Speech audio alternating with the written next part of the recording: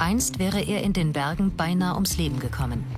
Und noch immer geht Tobias Hürter an seine Grenzen, auch mit 53. Nächstes Frühjahr will er es noch mal wissen. Ich würde gerne noch mal 100 Meilen laufen. 161 Kilometer. In wie vielen Tagen? In einem sehr langen Tag. Wie viele Stunden? Kommt drauf an, wie schnell ich laufe. Irgendwas zwischen 20 und 30 Stunden. Und warum nur? Ja, gute Frage. Vielleicht denkt man sich bei so einem Lauf, verdammt, ich bin da echt ein Held. Ich habe viel trainiert, ich bin stark, ja, ich schaffe das. Ich werde da durchlaufen, ja, lächelnd, ja, und cool ins Ziel laufen. Ja, und all das fällt ab von dir, ja, im Laufe dieser 100 Meilen. Da kannst du nicht mehr dir einreden, dass du der große Held bist oder deine Kräfte keine Grenzen haben, sondern da spürst du diese Grenzen aber sowas von knallhart. Man kann danach süchtig werden. Es hat einen Sog, aber den will ich nicht erliegen. Also ich will nicht kein Sportdepp sein. Je sicherer, vielleicht auch entfremdeter das Leben im Wohlstand, desto größer ist die Versuchung, Grenzerfahrungen im Sport zu suchen.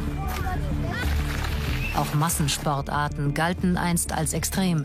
Ob Skifahren, Bergsteigen, Paragliden.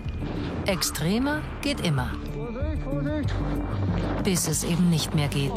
So wie bei Tobias Hürter, damals. Allerheiligen 2011.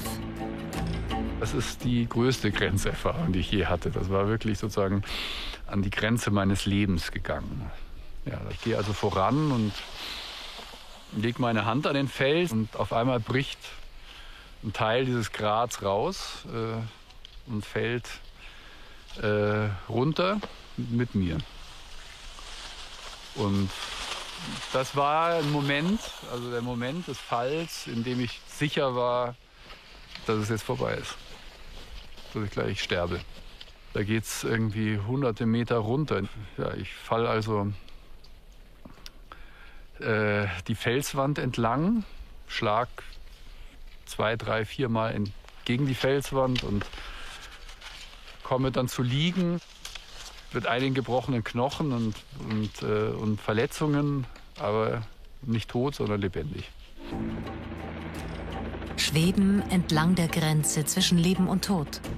Tobias Hürter, Buchautor und Philosoph, spürt am eigenen Leib, wie das ist. Er will mit dieser Erfahrung nicht abschließen, will das Trauma nicht ungeschehen machen. Im Gegenteil. Mein rechter Arm, der war völlig zertrümmert. Also allein der Oberarmknochen war in 8 Teile zerlegt. Der war Gummi. Das heißt, die Hand war gelähmt. Also es ging ja nicht anders, es musste mich irgendwie verändern. Davor war ich irgendwie Sportler und alles und dann schleppe ich mich da irgendwie 20 Meter durch den Kliniksgarten. Und dann dachte ich mir, also ich kann doch genauso gut mich freuen. An diesem Ausblick, an dem schönen Wetter, schlicht daran, dass ich am Leben bin. Was für ein Geschenk. Ja? Also ich kann mich ebenso gut freuen. Und dann habe ich mich gefreut und es hat funktioniert. Auch das, irgendwie eine Grenzerfahrung. Aber eine, die ihn noch heute bis weit in den Alltag hineinträgt und sein Leben verändert. Ein Gedanke, als ich da runtergefallen war, ich sterbe jetzt und es ist nicht richtig. Es ist zu früh, also ich habe Aufgaben, die noch nicht erledigt sind. Und übrigens ist es so, dass das auch für mich so eine Art Richtschnur ist für mein Leben. Ne? Ich werde wieder in diese Nähe des Todes kommen, weil mein Leben endlich ist. Und dann will ich dieses Gefühl, dass es nicht richtig ist, gleich zu sterben, nicht mehr haben. Dann habe ich es richtig gemacht. Ja?